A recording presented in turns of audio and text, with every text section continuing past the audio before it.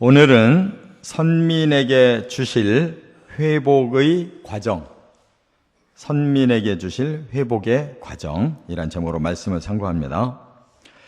지금 예레미야는 시위대 뜰에 갇혀있다 그랬는데, 이때가 언제냐면 이제 멸망하기 1년 전입니다. 586년에 멸망을 했는데, 예루살렘과 유다가 바로 그 이전 해 587년에 지금 포위를 당한 상태에서 예레미야가 하나님 말씀을 전했더니 시드기야가 거부하고 예레미야를 시위대, 말해 왕궁 안에 있는 감옥에다가 가뒀다 그 말입니다. 그래서 지금 32장에서 하나님이 말씀을 주셨어요. 내가 이 선민에 대해서 앞으로 2가지 계획을 시행하겠다. 그 2가지가 뭐였습니까? 하나는 징벌이었잖아요. 이 죄를 그대로 넘어갈 수 없다. 반드시 징계해서 그들의 죄악에 대하여 내가 반드시 그들을 깨우치고 바로 세우겠다. 그랬고, 2번째가 회복을 반드시 주겠다. 이렇게 약속했어요. 그래서 그 한 증표로서 예레미야 보고 지금 멸망해 가고 있는데 갑자기 땅을 사라는 거예요. 그래서 예레미야가 궁금해서 어떻게 지금 상황에 땅을 사라는 말씀이 뭡니까? 때가 되면 정말로 땅을 사고 팔 수 있는 때가 올 거다. 이게 회복을 의미하는 그런 계시의 말씀이었어요.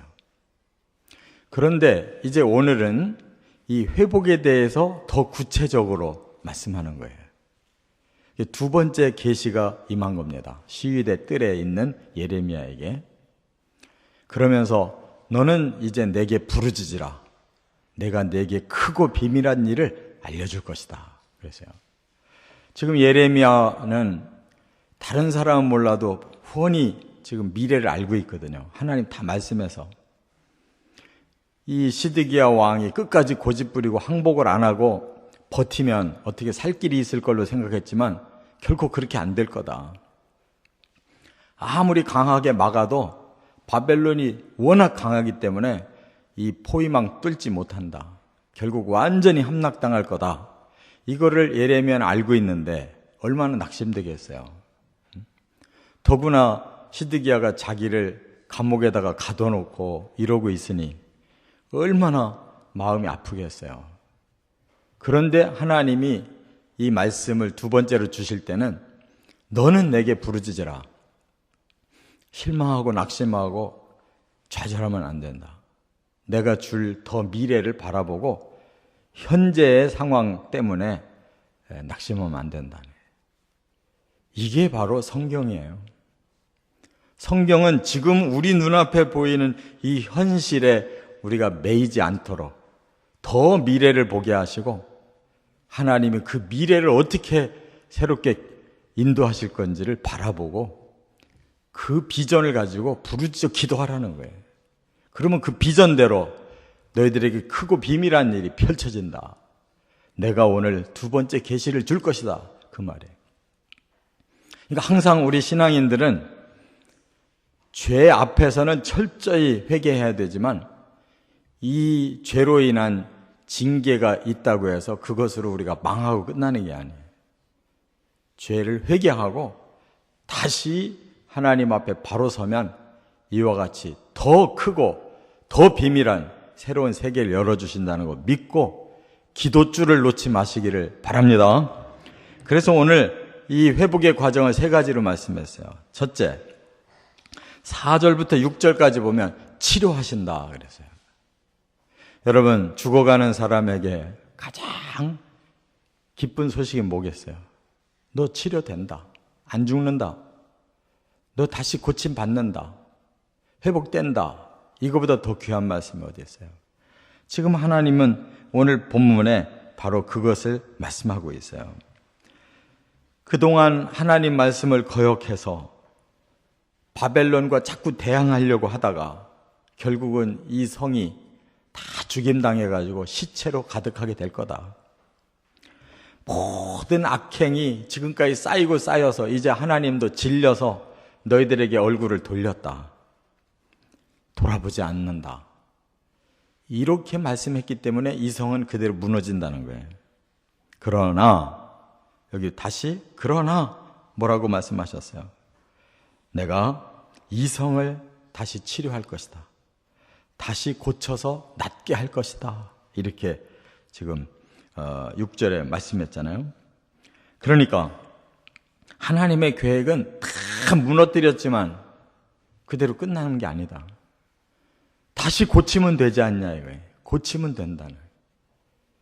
우리의 육체도 다 무너져서 아 이제 끝장이구나 했는데 하나님이 고치면 다시 살아나고 다시 건강해지고 다시 활동하고 다시 보람 있게 살 수 있지 않냐.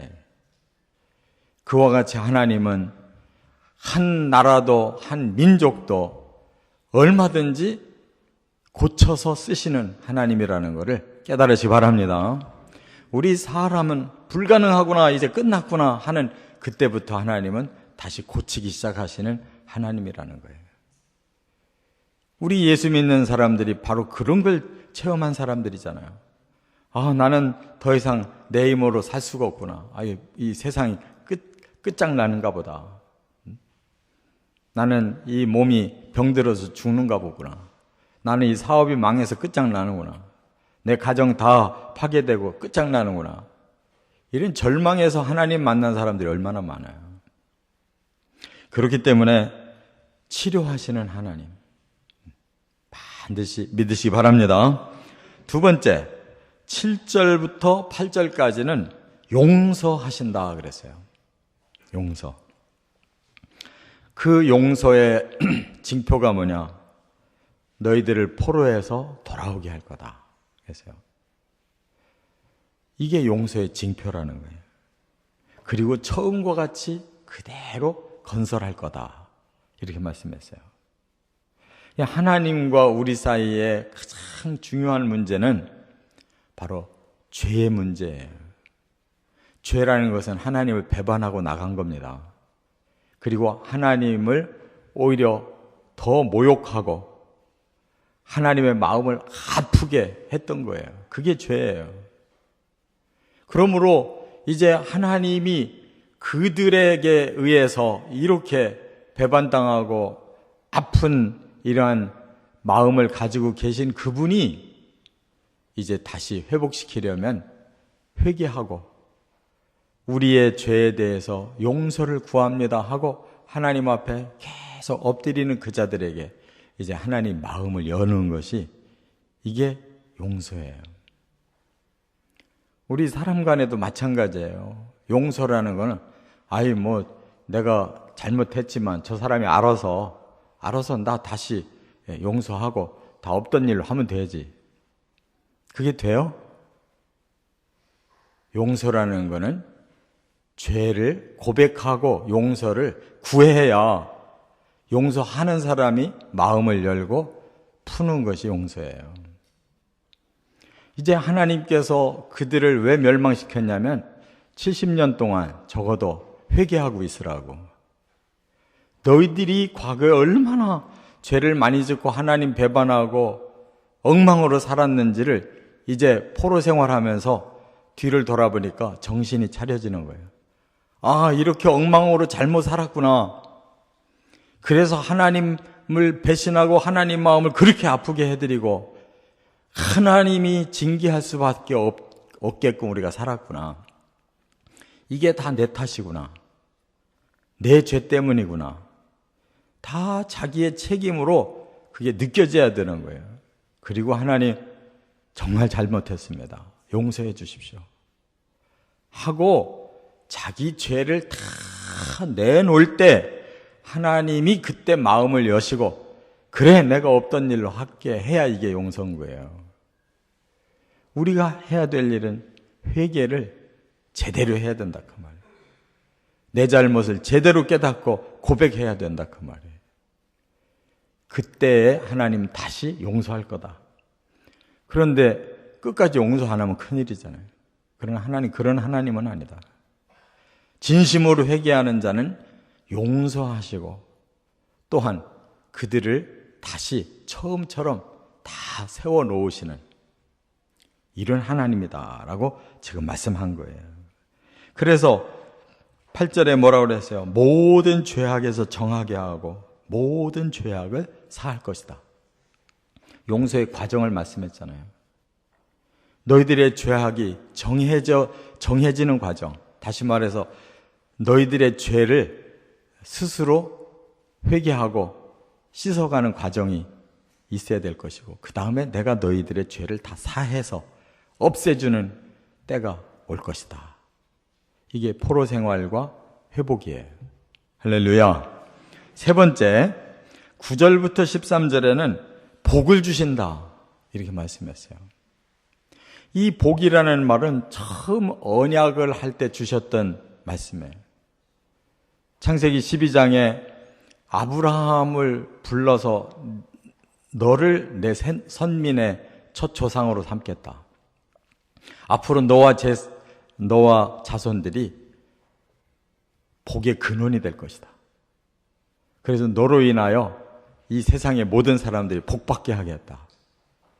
이게 언약의 핵심이잖아요. 그런데 그 복을 이 선민들이 차버렸다 이 말이에요. 그러나 이제 하나님이 다시 치료하시고 용서하시고 정상화시킨 다음에는 처음 언약을 그대로 이루어주겠다. 복의 언약을 다시 이루어주겠다.